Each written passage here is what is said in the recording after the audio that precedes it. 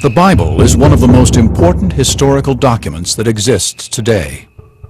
Within its pages are a multitude of ancient facts and scholarly details.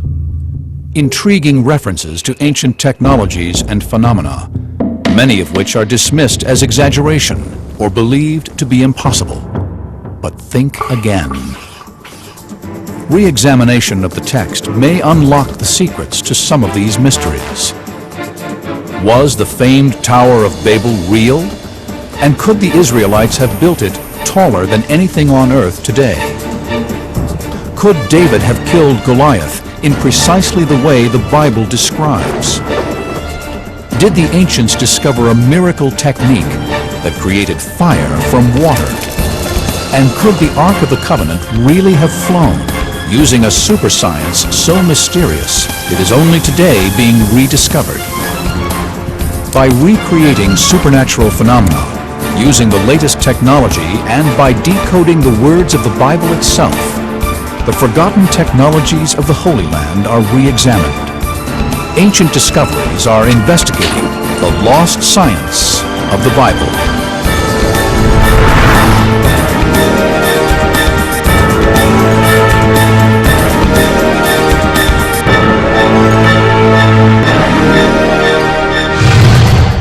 For thousands of years, the miracles described in the Holy Bible were taken to be genuine in every detail. But in modern times, the literal accuracy of the text has been questioned. Many believe that the stories are symbolic. The meanings are enshrined in truth, but the details are sometimes exaggerated or embellished. But maybe the words of the Scriptures are more accurate than some now believe. Our ancestors had a surprisingly advanced understanding of science and the world around them. Ancient discoveries will use this knowledge not to prove or disprove the text, but to discover whether the fantastical details of the Bible are scientifically possible. It's a journey that begins literally at the height of ancient architecture. It was believed to be the largest building ever erected, a tower so high it may have reached heaven itself. But the people who built it defied God. God saw what was happening. This was an evil plan. It was not going to benefit society in the long run. So according to Scripture, God intervened. People started to speak different languages. They started to argue with each other. And the disunity caused them eventually to disperse, and the tower came crumbling down. It was called the Tower of Babel, and some believe it really existed. Today, the world's tallest building, the Burj Dubai, is over 2,000 feet high. But what if science could show that the Tower of Babel could have been even taller? The Tower of Babel was just like one of the skyscrapers that we have today in our cities. You know, often the top of it is covered by cloud. They said it's so large it reaches heaven.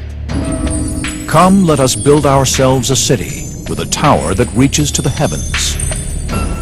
Modern historians and archaeologists believe this story to be an exaggeration.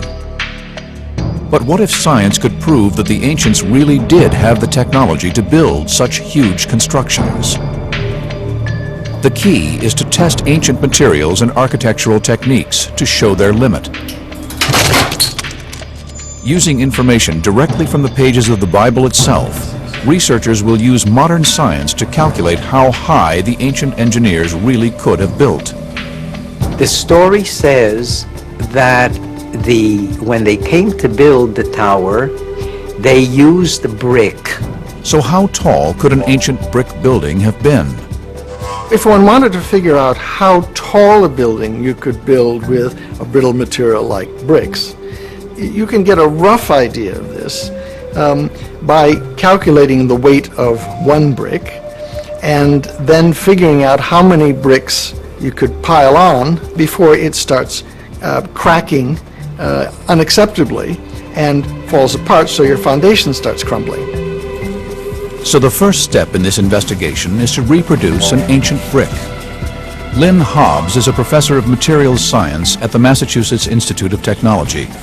He is making a sun-baked brick out of clay, using the same technique as 3,000 years ago.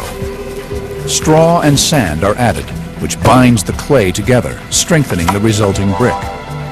The next stage is to dry it out. And the easiest way to dry it out is just leave it in the sun. And then the brick gets hard. To calculate the maximum height of a building made up entirely of these sun-baked bricks, you need to find out the strength of a single brick. To do this, Professor Hobbs is using an Instrom machine. This crushes the brick in a steel press until it breaks.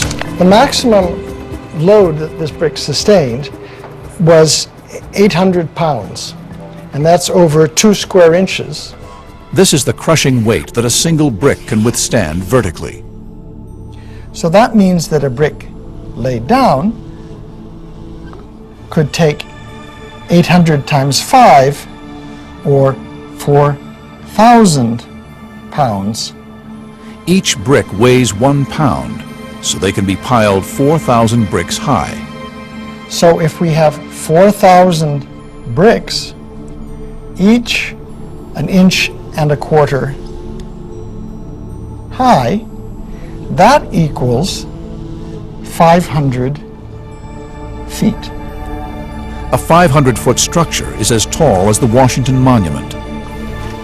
But archaeological evidence suggests that the Tower of Babel could have been even taller.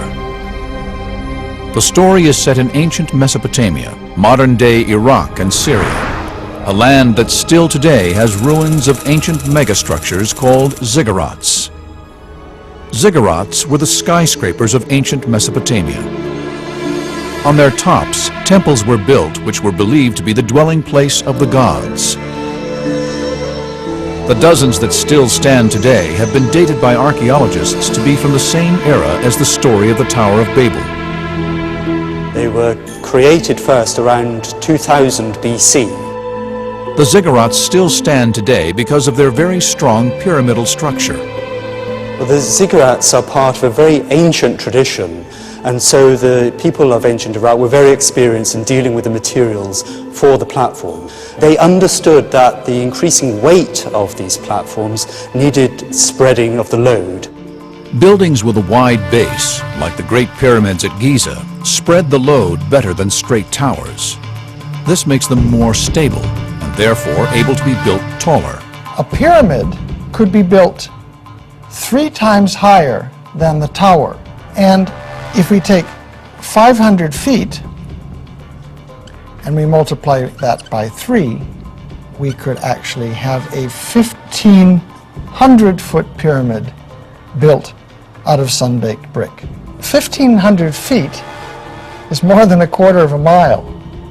That's pretty amazing for a bunch of clay that you've dug out of the ground. So using sun-baked bricks in a ziggurat shape, they could have built 1,500 feet high. That's more than the height of the world's tallest brick building today, the Chrysler Building. But amazingly, the Tower of Babel could have been even taller. There was a new and revolutionary technology so important, it is even mentioned in the pages of the Bible itself. They said to each other, "Come, let's make bricks and bake them thoroughly." That treatment of burning the brick changes its properties quite drastically. It makes it much stronger. Firing the brick at 1,500 degrees Fahrenheit for 24 hours, like the Mesopotamians would have done, causes the clay particles to stick together. This results in a more consolidated and stronger material. But just how much stronger, and therefore how much higher, could the Tower of Babel have been, using this new technology of fired brick? The sun-baked brick failed with 800 pounds of weight. The fired brick should be much stronger. We already have 1,000 pounds on the brick, much more than we had on the sun-dried brick. You can see it's starting to crack at about 2,000 pounds. Now we're up to 5,000. Almost 6,000 pounds. The strength. There we go. As you can see, it almost exploded. At 6,000 pounds, this means the fired brick is 7.5 times stronger than the sun-baked brick. Professor Hobbs is using these new results in the same calculation to find out just how high the ancient Mesopotamians could have built. That's 2 miles. So in principle, using fired brick, we could build a pyramid 2 miles high, well up into the heavens. Astonishingly, this is nearly 5 times higher than the world's tallest building today. So in theory, it is possible that the ancient Mesopotamians really could build into the heavens, so high they would actually have suffered altitude sickness. But in practice, could they really have had the resources to do so? Even though theoretically we could have a 2-mile-high ziggurat, it would have been impractical because the fired brick consumes so much energy to produce. We understand the story of the Tower of Babel to have actually happened. Just look at any skyscraper in a metropolis and you'll see great towers reaching up to the heavens. Can modern analysis of biblical text also shed new light on one of the most famous stories ever told? That of the shepherd boy David, who single-handedly killed the giant Goliath and revealed the weapon and technique deadly enough to bring down a giant in a single blow. It is one of the most famous underdog stories ever told. An attacking force armed with technologically superior weapons is led by a giant warrior feared by all. He is brought down by just a stone, hurled by a boy named David. With a sling and a stone, David smote the Philistine giant. David not only defeated Goliath, but defeated the Philistines, and by defeating the Philistines was actually the motivating force for the beginning of the history of Israel. How difficult would it have been for a boy to strike and kill a giant with just one accurate blow? The sling is the great ignored and underrated weapon of the ancient world. It's very cheap, it's the weapon of poor people, but it was incredibly effective. As 2 great armies stood facing each other on the edge of battle, why was a boy matched up against a giant? It was the 11th century BC, and the people of Israel were confronted by their enemies, the Philistines. The Philistines came from the area of the Aegean Islands, equipped with the most modern technological weapons against a very small, minor nation. The Philistines' champion, Goliath, was covered in an armor of bronze. He had a tremendous amount of armor, which when we actually weigh by the that which is mentioned in the Bible to come close to 125 pounds. So you see this unbelievably large, monstrous creature. When Goliath offered to settle the battle by a single combat, David stepped forward. But David was not just any boy. He would become King David. After Jesus, his is the most complete biography in the Bible. I think that David had a plan because, as he mentions to Saul, I can handle Goliath just as I have handled the bears and the wolves that have attacked my flock. My flock now is the Israelite army. My weapon is the slingshot. There is the wolf and the bear. Ancient discoveries will use modern technology and clues from the Bible itself to discover David's technique. First, we must find the perfect sling for one-to-one combat. The most advanced sling of ancient times was one that was adapted for extra power. This device I'm holding is called a staff sling, which is basically a sling which is attached to a long pole. This pole gives the slinger a greater reach and therefore greater power in every throw, which made it a favorite for heavier projectiles, like primitive bombs used like mortars on ancient battlefields. But would this have been the best sling for David to have used against Goliath?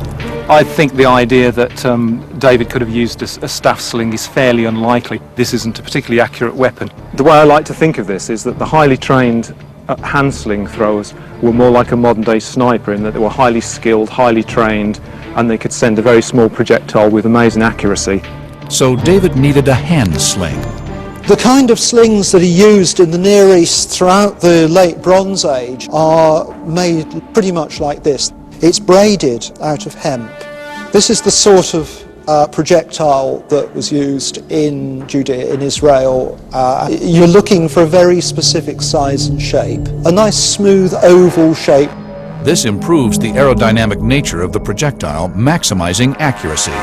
You need a certain amount of weight to get the projectile to stay in the pouch of the sling happily. If it's too light, it will just fall out as you swing the sling back. If it's too heavy, it won't go as fast when you shoot it. So between those parameters is the ideal sling stone. He chose 5 smooth stones from the stream, and with his sling in his hand, approached the Philistine.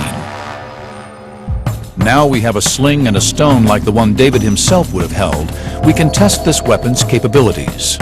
Luis Pons Livermore is the slinging champion of the Balearic Islands, home for millennia to the world's greatest slingers. The Balearic Islands get this reputation of being the best slingers in the ancient world. They get an inherited expertise in using the sling.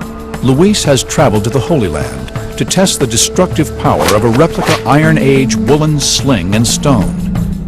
He is investigating the exact technique David himself would have used to bring down Goliath. The sling is like an extension of the arm. It has 3 sections. One ring is here, and then there's the middle part where the stone goes. It ends in a knot here. You put your middle finger in here, and you hold it in a pinch, not a grip. The stone is put in the top part of it. You simply spin it 3 times, stretch your arm, and open your hand. The snap heard from a sling is a sonic boom. So much power is released that the end of the sling actually breaks the sound barrier. Luis has erected a 9-foot Goliath target, whose forehead is represented by a load cell, a device that measures impact. It is only 4.6 square inches in area, equivalent to the region of Goliath's forehead that was not protected by armor. The device will tell Luis just how much force would have hit Goliath's skull. So for a missile the size and shape of a sling bullet, how much force needs to be exerted in order to kill? If we're talking about how much force that is necessary to kill somebody by an impact to the brain, anything over 3,000 newtons spread over an area of 30 millimeters squared is enough to kill a human being. A shockwave goes through the brain and causes the brain to strike the inside of the brain case, irreversibly damaging the brain tissue to such an extent that it couldn't work again. 3,000 newtons, or 3 kilonewtons, is equivalent to the force necessary to smash a concrete block in half. Luis readies his sling for the test. The target is tiny, equivalent to the only area of Goliath's forehead that was not protected by armor.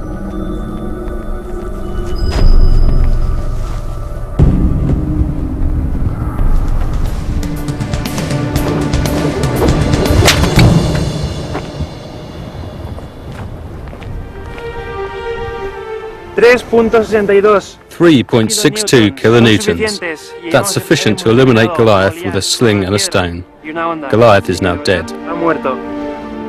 He slung it and struck the Philistine on the forehead. The stone sank into his forehead and he fell face down on the ground. But to have achieved this must have taken extraordinary skill and nerve. Even Luis, the world's foremost champion slinger today, has found it exceptionally difficult to obtain power and accuracy at the same time. To be able to take out an armoured man with one sling stone is a lucky or an incredibly skillful shot, even for a very skilled slinger. He must have been endowed with some tremendous skill, ability, and capability that came to the fore at the time of a crisis. And the fact that he was able to face a crisis successfully is one of the basic requirements for ultimate kingship. Ancient discoveries have revealed that it is possible for a mere boy to sling a stone so accurately that he could kill a distant target.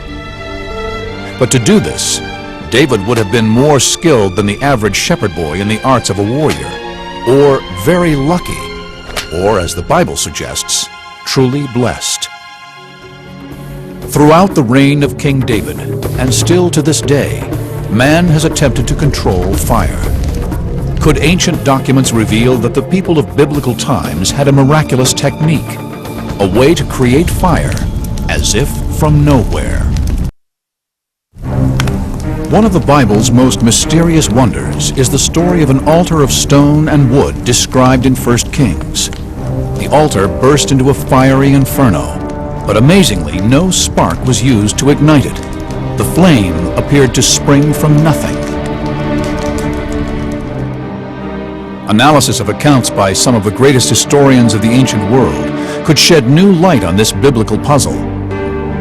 They describe a mysterious man-made chemical that would burst into flame without the need for sparks or embers. It was called automatic fire. Automatic fire, as it sounds, is fire that seems to spontaneously ignite. They think of a lot of this is mysterious, supernatural, that there are magical powers at work. Ancient discoveries are investigating the secrets of automatic fire. The story begins nearly 3,000 years ago on Mount Carmel in Israel. According to the Bible, the Israelites had been rejecting Jehovah and worshiping Baal, the god of rain. Now there was only one priest of Jehovah remaining, the prophet Elijah.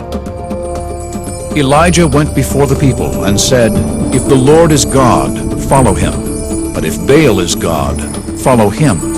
But the people said nothing. He had to lay down the gauntlet, and he said, "Come on, bring your prophets of Baal, and let's see who the real God is." So Elijah set them a challenge. He and the prophets of Baal would both build altars and call upon their gods to ignite them. He told the prophets of Baal, "You build your altar, offer whatever prayers you want," and that's exactly what they did, without any response. The prophets of Baal failed. No fire appeared. Now it was Elijah's turn. He built an altar out of wood. He got the people to dig a furrow going around, to fill it with water.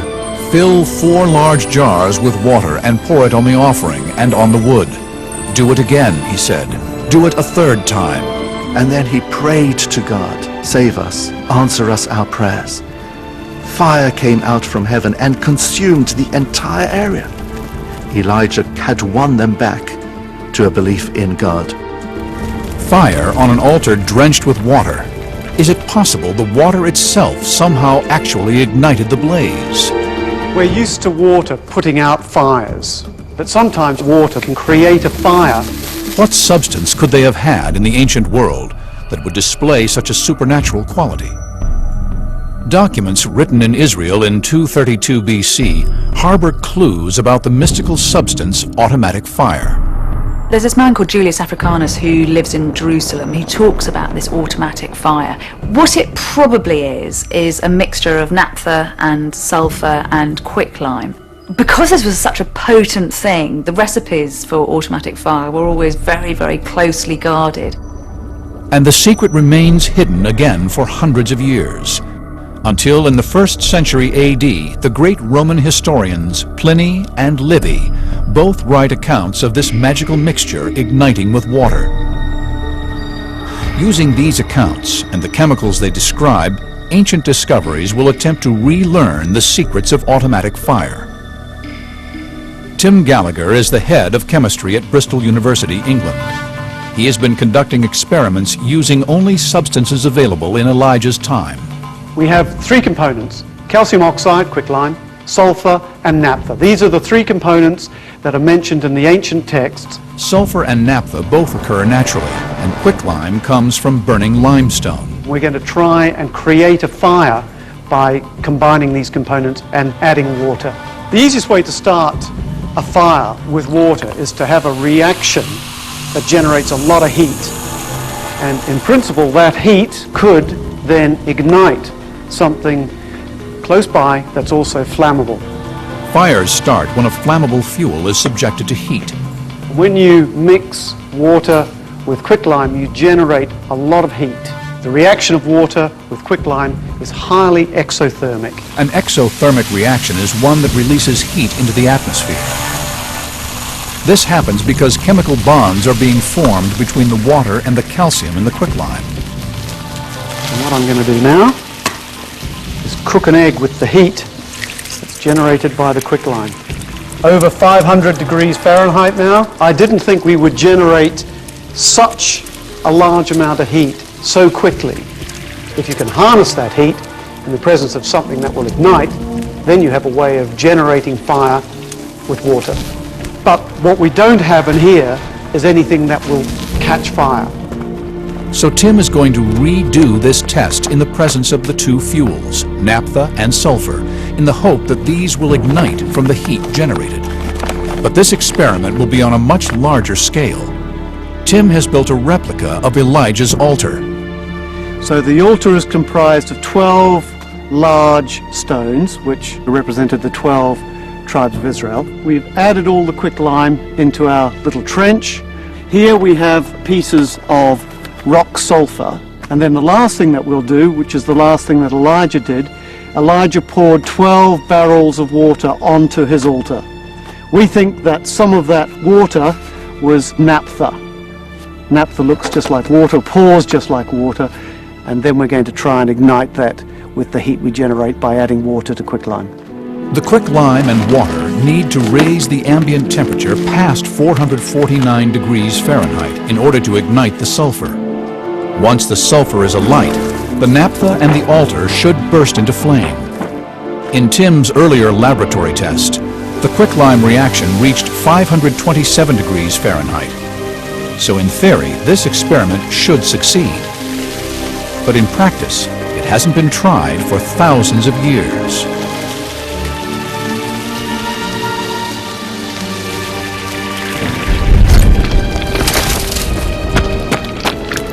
It's catching, so it's igniting the naphtha that will spread the fire, and you can see it now spreading through, and everything's coming from the quicklime end of the altar. So you can see now the fire is really beginning to build up. It doesn't prove that this is how Elijah created the fire. What it says is this is a possible way that you could have created the fire. The ancients knew about quicklime, they knew about the reaction between quicklime and water, they had naphtha available to them. So certainly this remains a possibility as a way that one could utilize that chemistry knowledge to create a fire using water. People thousands of years ago had an advanced understanding of substances and their reactions. But how they used this knowledge and how much secret wisdom remains lost to science will never be known. Another closely guarded secret of the time was that of one of the earliest biological weapons, a honey that was toxic and was used by ancient armies to poison the enemy. Bees, wasps, and hornets strike fear into most of us. Even today, bees kill up to 100 people every year. And in biblical times, military leaders used this fear to terrify enemy armies. In the Bible, if you take all the references to bees, you will notice that some of them present bees as being a danger, as being even a lethal weapon in war. And I will send hornets before you, which shall drive out the Hivite, Canaanite, and Hittite from before you. People develop all kinds of ways to use bees. They pack them into little clay pots, which are almost like hand grenades. They attach whole hives to catapults and shoot them into cities. But in an ancient account by Greek historian Strabo lies evidence that this weapon was taken one step further. In 67 BC, something happened in the north of Turkey that is still not fully understood by historians. One of the strangest examples of bio-warfare was used against the Roman army. It involved a honey trap of an ingenious nature. There's hugely varied different forms of power struggles going on throughout Roman history. Lots of kings who are very unhappy with their lot and try to rebel. One of these rebellions was led by King Mithridates. He was one of Rome's most successful enemies. He really gives the Romans quite some trouble. The Roman general Pompey the Great was charged with leading a large army against King Mithridates. After a year of battle, the two forces reached the shores of the Black Sea in northern Turkey. The Romans have the upper hand and Mithridates is retreating. What he does very cleverly, though, is he leaves in his path these pots of honey. The Romans advance, they come across what they think of as delightful little tributes from a fading enemy, eat the honey, but it turns out to be viciously toxic. Could this honey really have been a ready-made biological weapon? The soldiers go slightly crazy. It's as if they're high, drunk, then very agitated, and then a lot of them throw up and have diarrhea, and then they get very, very high again and kind of rush around, and this lasts for about 3 days. Amazingly enough, the Bible itself might warn of this terrible bioweapon. Have you found honey? Eat only as much as you need, lest you be filled with it and vomit. How can a honey become toxic? The answer lies in the rhododendron bushes that cover the hillsides of northern Turkey. There are many examples in nature of toxins, and the rhododendron plant itself is capable of producing natural toxins. These toxins are called terpenoids and are found in the nectar collected by the bees. These terpenoids can become incorporated into the honey from the nectar that bees are gathering from the rhododendron plant. For a window into how honey intoxication by terpenoid affects the body, ancient discoveries have brought in a human guinea pig, former military officer David Shaw. He will be administered 15 fluid ounces of the terpenoid solution under medical supervision. I'm pretty anxious, really. It's kind of a step into the unknown with this test. The side effects listed range from just mild dizziness and perspiration to vomiting and coma. David will be overseen by Dr. Adam Cunliffe, here at the Human Performance Laboratory at the University of Westminster in central London. He will be put through a test that will push his cardiovascular system and coordination to the limit. But he will carry out this test twice, once before and once after taking the terpenoid. Dave is running at 10 miles per hour for 10 minutes. The test will measure his heart rate and oxygen consumption at low levels of activity. Your heart rate here was 164 on average throughout that test. And we can also see your oxygen consumption, and that turned out to be about 3.8 litres per minute. And it's the oxygen which is required by the exercising muscle. So the harder you're working, the more oxygen you're going to be consuming. Dave is in peak physical fitness, just as the Roman soldiers would have been. His test results are above average, but what effect will the terpenoid have on his body? Terpenoid is highly toxic, and Dave is only able to do this under strict medical supervision. Do not try this at home. Really, we want to see if his performance is affected. Dave's looking a little bit unsteady on the treadmill. He's finding it difficult to keep in the centre of the track. His heart rate's about 10 beats higher per minute than it was in the previous experiment, and his respiratory exchange is quite a bit higher than it was on the previous test. His performance on the treadmill was significantly affected in a negative way. When we looked at his physiological data, we saw that he was working harder, running at the same speed. Any form of coordinated movement, as a battle would certainly involve, would be seriously affected. I had no control over my cardiovascular system, and obviously the results show that I was greatly diminished. In essence, we could see it as an early application of a kind of chemical or biological approach to warfare in getting the opposing forces to actually ingest this toxic substance.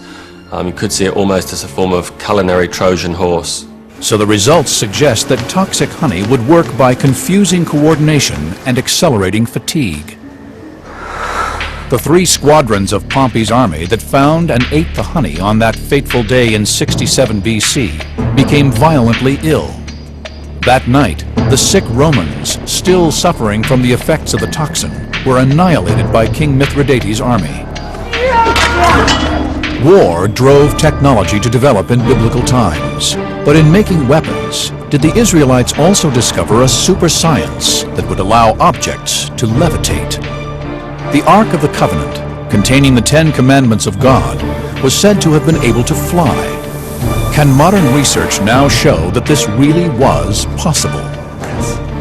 Well, now the Ark is really levitating, hovering freely in the air. The most powerful religious object in the ancient world was the Ark of the Covenant. We call it the Mysterium e Tremendum. It is this tremendous mystery of divine power, all concentrated within a small architectural device.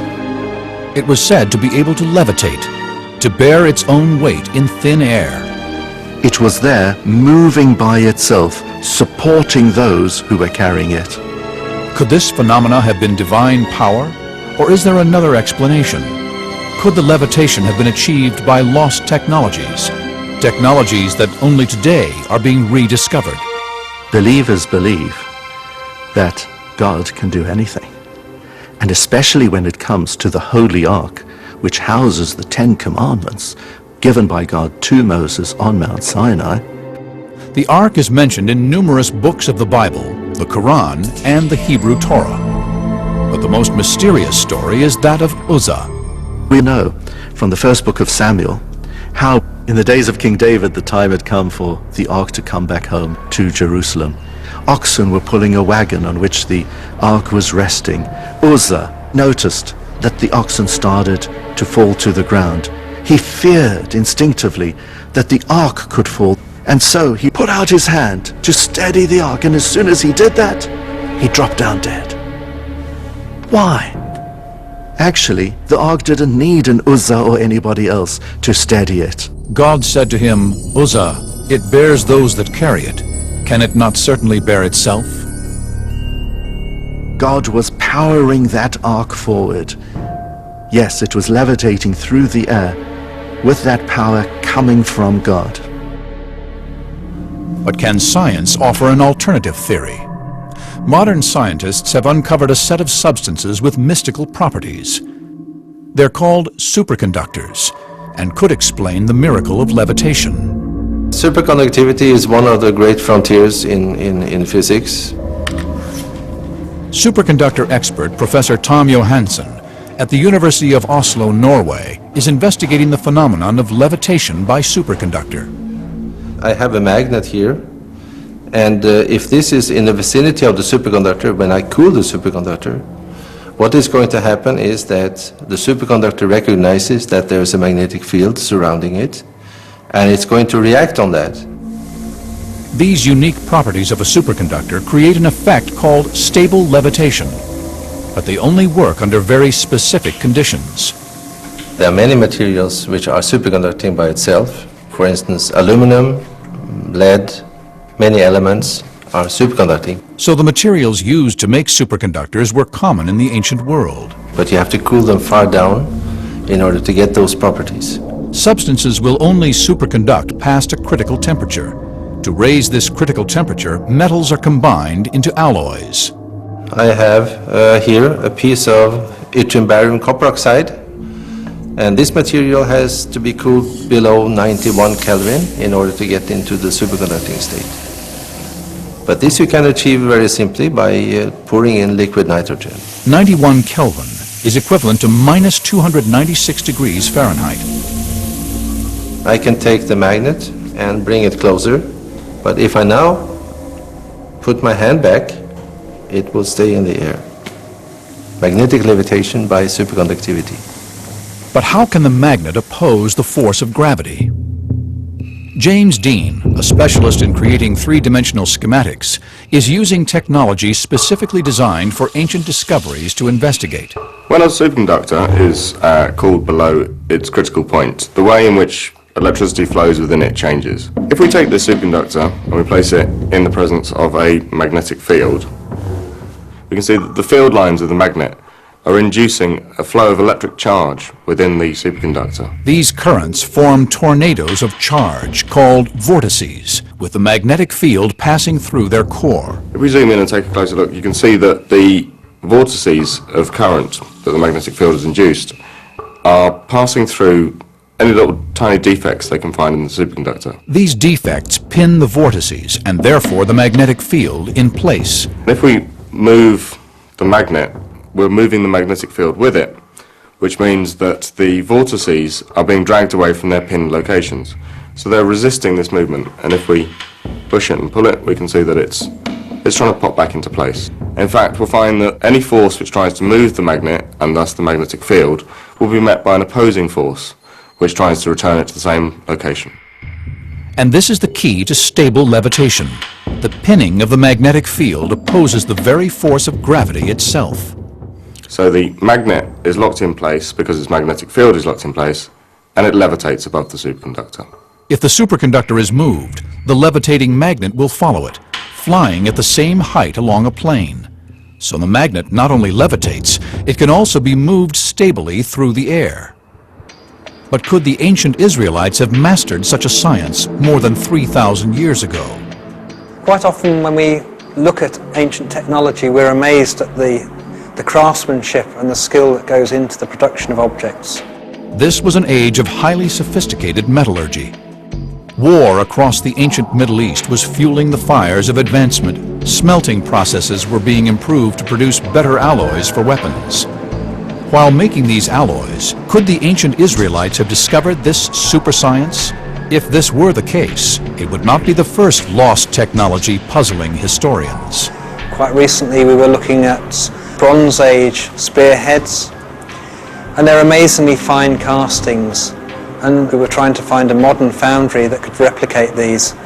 They all had great problems in achieving anything near the quality that the ancient metalworkers could do. Was the Ark of the Covenant also levitated by a lost technology? Ancient discoveries will put this to the test. Tom has built a model of the Ark and will push stable levitation to its limits. To levitate this ark is quite a challenge because it is a large object and it's heavy, and that I've never done before.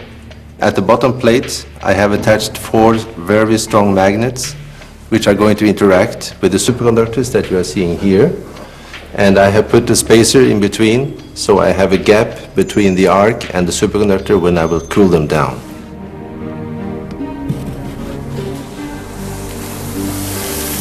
Tom pours in liquid nitrogen to cool the superconductor to minus 320 degrees Fahrenheit. For the experiment to be successful, the 4 supporting blocks must be removed one by one until the ark's weight is supported only by the superconductors.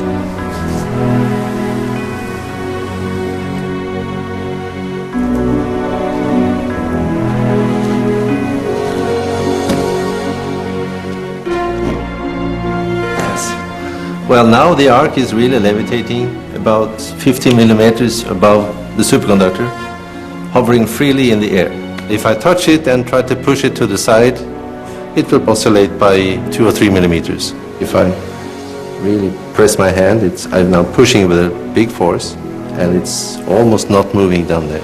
It could take much more weight. So superconductors can cause levitation.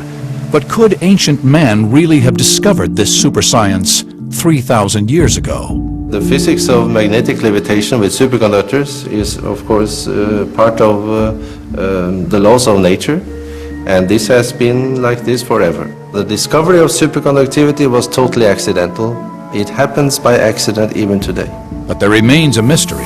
How could ancient scientists have chilled the superconductors to temperatures hundreds of degrees below zero? It is possible they didn't need to. They could have discovered materials that superconduct at room temperature. There is no fundamental physical principle which prevents room temperature superconductivity. It could be that people have not found this material, but we cannot say today that it's impossible. God works in different ways. And sometimes you can have an extraordinary feat from heaven. Sometimes you have something which is within the laws of nature which takes place. Both come from God. The fact that the ark could move by itself is a testament to the greatness of God. It is not magic, but it's very fascinating physics. Modern science often helps to substantiate details and facts that are in the Bible. There are details within modern science which are incompatible with the biblical account of events, but often actually modern science can be an aid to strengthen our faith and to substantiate what's in the Bible. The mysteries of the Bible have intrigued scientists and historians for millennia, but the book also gives us clues. Clues to the ancient civilizations, cultures, and technologies of biblical times. Modern scholars have used this evidence to advance our knowledge of history. to show that ancient man had mastered chemistry, metallurgy, and even biological weaponry, and had the technology to build into the heavens. Today, the modern world uses technology to bring an ancient world to life and reveals the lost science of the Bible.